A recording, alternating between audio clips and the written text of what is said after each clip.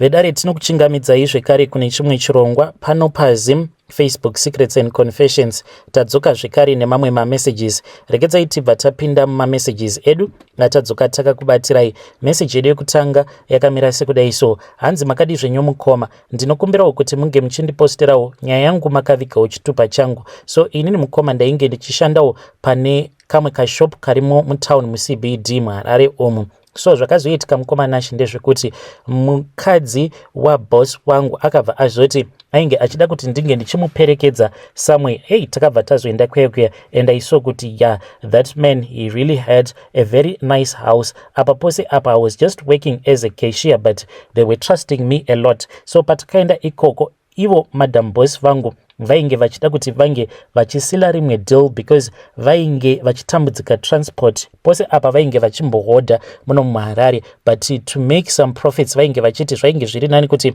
ivo vange vachitsvaka munhu ane truck so that vange vachizongohoda straight ku South Africa. So she had been given my phone numbers vachiudzwa kuti this guy whom we were with, the guy iye ainge aine mamwe mashops ake ku South Africa zvekare nematrucks. Saka zvaaita ndezvekuti aingohoda magroceries muMessina and aibva azoya nemagroceries aya muZim obva azohodesera vanhu vane mashops magroceries aya. At that time koma, I never thought that the man had already started falling in love with me. So mukoma Nashi zvakazoitika ndezvekuti on that very same night ndakabva ndazotanga manje kumurota murume uyu. Ndakatomurota but paakauya kwandiri murume uyu, he was like an old man zvekuti handina kana kutombonzwisisa, but ndiri kukuhope ikoko ndainge ndiine that feeling yekuti munhu uyu wandiri kurota mani ndiye murume uya watamboenda kunoona masikati. Saka paakauya kwandiri manje murume uyu ainge ava kuti ndakuchiva pawauya kumba kwangu, zvinoita here kuti iwewe unge uchizosika bonde neni? You wanted us to sleep together but hey, ndakabva ndaramba ndikabva ndati mudhara achembera kudai so no, kunyange zvikanzi uchandipa mari, I will never do such a thing kurara newe. Haiwa, wanyanyisa kuchembera iwe, besides I don't want you, nditoriwo nemukomana wangu. Then there was this other day, mundara uya akabva azodzoka zvekare kwandiri, but chaindinetsa ndechekuti aiti pose paidzoka kwandiri ndaibva ndaona kuti he was looking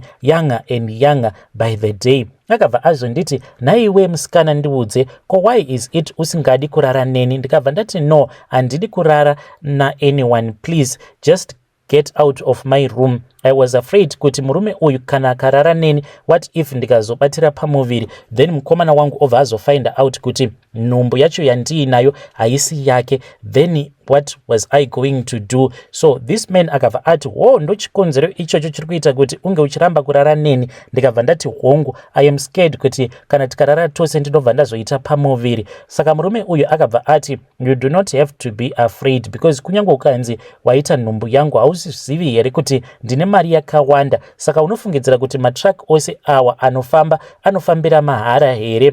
Handiti kana achitofamba kudaro you have to be happy because ndiko kuti ndinge ndichikwanisa kunyatsokukuchengeta. Handiti mukoma Nashi ndakabva ndati kwete, inini handikwanise. But anyway manje akabva azoburitsa mari apa muswere wese wezuva mukoma. Mufunge zvenyu, ndainge ndichingoti dai ndikangokwanisa kungowana ka50 US because amai vangu kumusha uko ivo manje vainge vachida mari, vainge vasina mari. Vakati kunyange ukati $150 US tinokwanisa kumbofaniswa kubalansa pane izvo zvacho zvavainge vachida kutenga. Mukoma Nashi on that same night ipapo paakandiburitsira mari, that first night handina kukwanisa kuona kuti mari yacho yaakandiburitsira yainge iri mari. Ndo pandakabva ndazongonzwa izwi iro rakati kwandiri, muka unamate iwe. Ndati muka unamate. So ndakabva ndazonzwa nungo dzekuti ndinge ndichimuka ndichinamata. Ndikabva ndati ndine hope mani, ndichazomuka ndichinamata time. So at that time pandakanzwa voice richinditi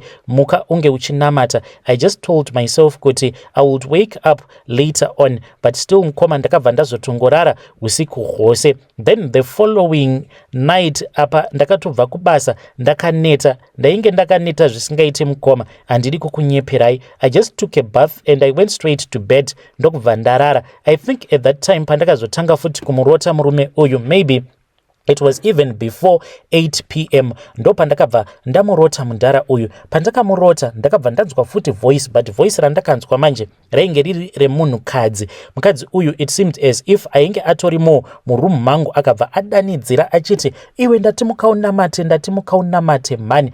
Mukoma ndakabva ndatongo ignore voice reri ndikabva ndati I am so tired because muswero wese wezuva tainge taita stock taking plus painge paine mamwe magroceries awo ainge adilivwa pashop pedu ende paishandwa mukoma apa ivo madam boss vainge vasingadi kuti vange vachihaya vamwe vashandi. Saka taiti kana musi apanenge pauya order taitobatsirana nemukomana watainge tichishanda naye kuburutsa order dziya mukoma apa zvimwe zvinhu zvacho zvinenge zvichirema zviri makatoni. So I was too tired kuti ndinge ndichinamata. So mukoma zvandakazoita ndezvekuti ndakatoti ndakatorara kudaro ndichitotsumwaira, ndainge ndichitonzwa nungo zvangu ndikabva ndatanga kunamata ndichingoti Mwari makanaka, Mwari makanaka, Mwari makanaka, ndiye uyo gone, ndichingoti Mwari makanaka. Ndokubva ndatobatwa nehope paya. So pandakangonorara mukoma ndo pandakabva ndazoona umwe murume ainge akapfeka hembe dzainge dzichipenya akabva ati, ndatimuka usarara nekuti pane hondo dziri kufanira kuti dzinge dzichizorwiwa nhasi, zviri nani kuti unge uchingomuka usarara, kunyange ukatadza kunamata asi chingomuka, otherwise you are going to lose your soul. Ndo zvaakandiudza. Asi mukoma I had already started enjoying that dream because hameno so ndakangoita sekunge ndakangobatwa neumwe mweya, and I then started fantasizing in my dream. Ndainge ndava kutofunga about murume uyo wandaigara ndichirota ndichiti but ari handsome one, apa akandivimbisa mari, saka kuti nhasi futi achauya, am I going to dream about him? Pamwe akandipa mari ndobva ndatotengera amai vangu zvose izvo zvavari kuda.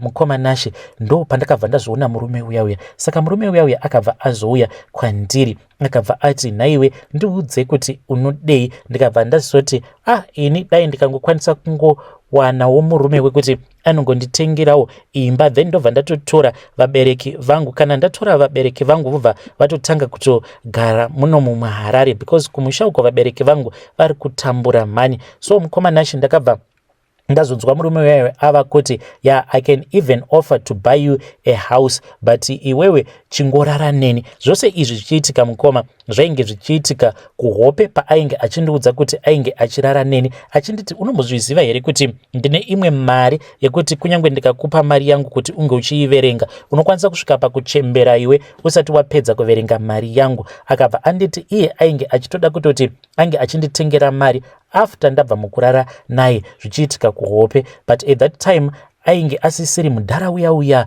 but ainge atova murume uya watainge takamboenda kumba kwake ndiina boss vangu. Saka akabva azoburitsa mari akabva anditi $50. Mukoma ndakabva ndazogamuchira $50 iye ndikatoti amai vangu vakandikumbira $50. Apa murume uyu is so caring, atondipa $50. Saka ndakabva ndatotora mari iyaya. Mushure mekunge ndatora mari iyaya, then murume uya akabva azoti, saka zvinoita here kuti unge uchiita bonde neni? Mukoma ndakabva ndazongokaruka ndapepuka, but ndakapepuka ndiko kuhope ikoko ndokubva ndazotoona kutoti ndainge ndisisiri muroom mangu, but ndainge ndava mune imwe room yainge yakanaka mukoma nashe. Apa muroom macho matainge tiri, it was like a romantic scene. Pambedha painge patori nema rose petals that were all over the place. The room was very beautiful. Ndikabva ndamuona murume uyu, he was really handsome and smelling nice. Akabva ati, is this room good for you? And I looked mukoma ndikabva ndati, it is nice and pretty. Akabva ati, ndo ichava room yako. Mukoma murume uyu akabva azotanga manje kundibvisa nhembe dzangu ndokubva azotanga kurara neni. Saka akati achirara neni kudaro mukoma ndaitonzwa kutoti zvishua apapa ndiri kutoita bonde nemunhurume. This was not like wet dreams zvezvekungoti zvinongoitika maybe for only a few seconds wobva watomuka. Ipapo mukoma takatoita almost an hour tichingoita bonde, ndichitonzwa kutoti panapa ndiri kutoita bonde nemunhu, ende ndakazotogumisidzira ndatova pamusoro pake. Mukoma nashe ndo pandakabva ndazomuka. Pandakapepuka ndakabva ndatoona kutoti ndainge ndakatoita zvekutogarira pillow. I was on top of the pillow, uye zvekare ndainge ndichitoita maactions anotorakidza kutoti ndainge ndiri munhu ainge ari pakati, ainge apepuka ari pakati pekuita bonde nemunhurume. Ndakabva ndavhunduka, ndikabva ndaona kuti ko ingawani zvandainge ndisisina kana hembe dzandainge ndakapfeka. Apa ndiri munhu uya wekuti handikwanise kuti ndinge ndichirara ndisina kupfeka anything, but to my surprise when I woke up, mukoma ndainge ndisina kana anything chandainge ndakapfeka pamuviri wangu. Ndakabva ndatoshamisika ndichizvibata kusika rudzi kwangu, wanikwe kuti kutori nehurume huri kutobudako. Ndakabva ndati murume uya ndikufanira kuti ndinge ndichizomboita one on one naye, ndinge ndichimubvunza kuti ko what is going on. Sezvisinei the following day mukomanache akabva atoya kushop kwedu, akabva aita sekunge ainge achida kutenga something, akazoti auya patil akabva ati ko unoenda kulunch nengovai. Ndikabva ndazomuudza kuti na 12 ndo pandinoenda kulunch. Akabva ati I want to speak with you, unokwanisa kuzondipawo mukana here wekuti ndinge ndichizoexplaina a lot of stuff. Mukomanashi 12 dzakazoti dzakwana, ndipo paya apo pandakabva ndazomumirira murume uyu, ndokubva ndatoona motikari yake ichisvika. Akabva ati get into the car. Ndikabva ndapinda mumotikari make, akabva andibvunza kuti how long was my lunch break. Ndikabva ndamuudza kuti it was only 35 minutes. Akabva ati I am going to call your boss. Ndokubva atofonera boss vangu, so ndakabva ndatonzi ndinge ndichitotora the rest of the day off. Mukomanashi murume uyu akabva azoenda neni out, akabva andipfimba. Iniwo ndikabva ndamubvuma because iye akanditi iwe uri kumbopota uchindirota here. Ndakabva ndavhunduka, ndikabva ndati why do you ask. Akabva ati ndinozviziva plus inini ndinogara ndichikurota. Ndokubva atotaura ipopo, ndokubva atondiudza kuti the previous night ainge akatorota achitoita bonde neni, and to his surprise paakazomuka akabva atoona kutoti ainge achitoita sekunge ainge akatondibata ndiri pamusoro pake.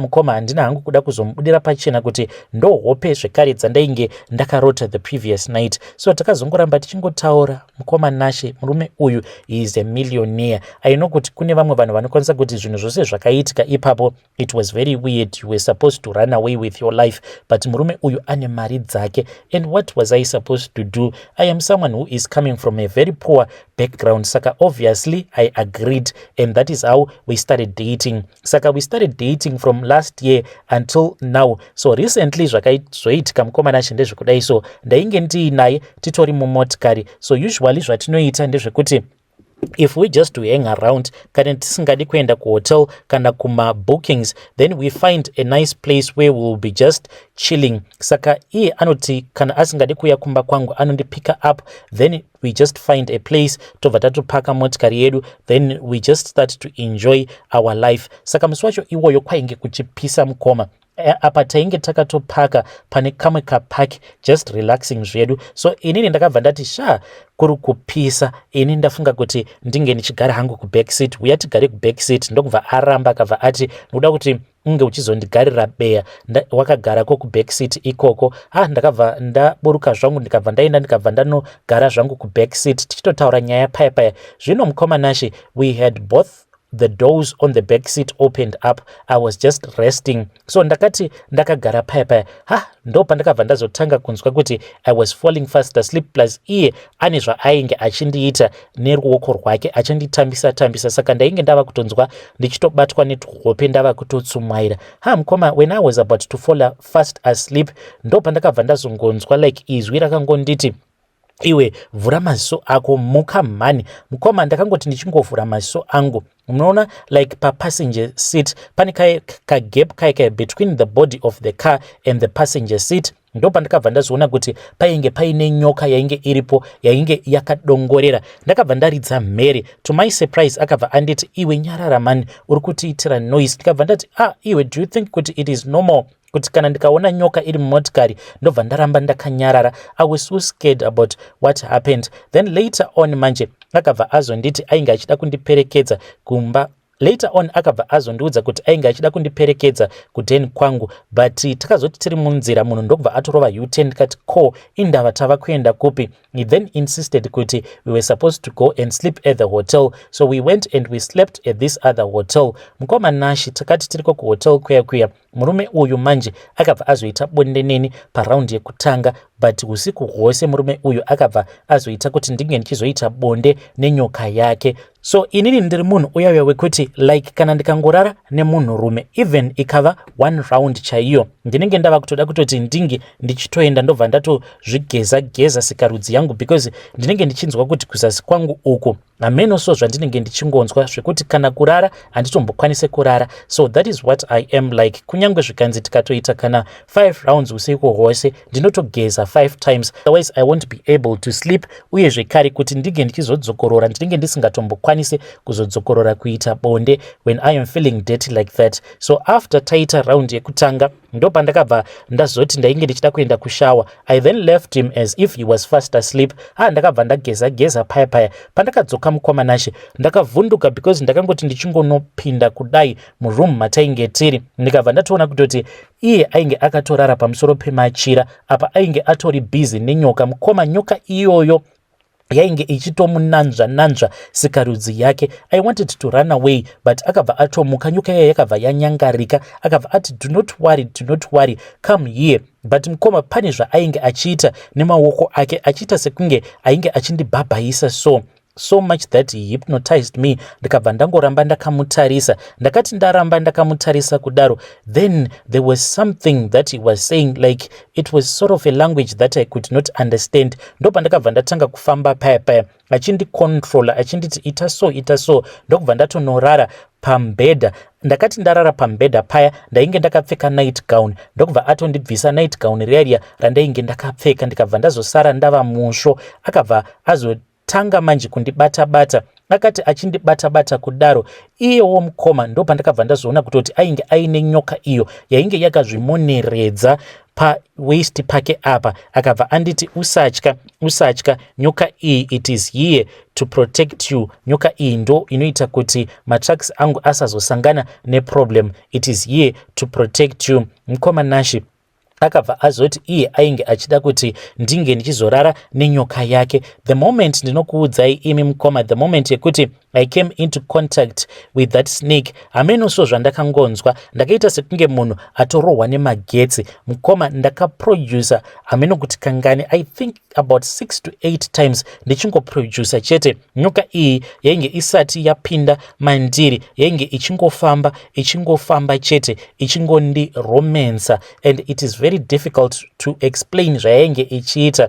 Then murume uyu akabva azoti unoda here kuti ndinge ndichichinja upenyu hwako? Ndikabva ndati hongu. Akabva ati chirara nenyoka yangu. Ndokubva ndazorara nenyoka yemurume uyu. So mukoma Nashi ndakatosacrifice upenyu hwangu hwose ndichange ndichizorara nenyoka yake so that I can take care of my parents. Zvaizvezvi hake haasati anditengera imba, but he has a lot of promises. Each and every month vabereki vangu vanotoenda parutenga vachitoenda kutonotora magroceries because he has been taking care of my family. But vabereki vangu havatozvizivi kuti kunoku kuHarare mwana wavo anotopota achitorara nenyoka. Ivedare ndo message iyo yandakatumidzirwa ichibva kune mwanasikana uyo. Zvakangooma hazvo vedwe. Saka iye akati chingoti rutenga, but it is not parutenga pavanoenda kunotora magroceries. Zvakangooma hazvo vedwe. Strange things do happen in this world.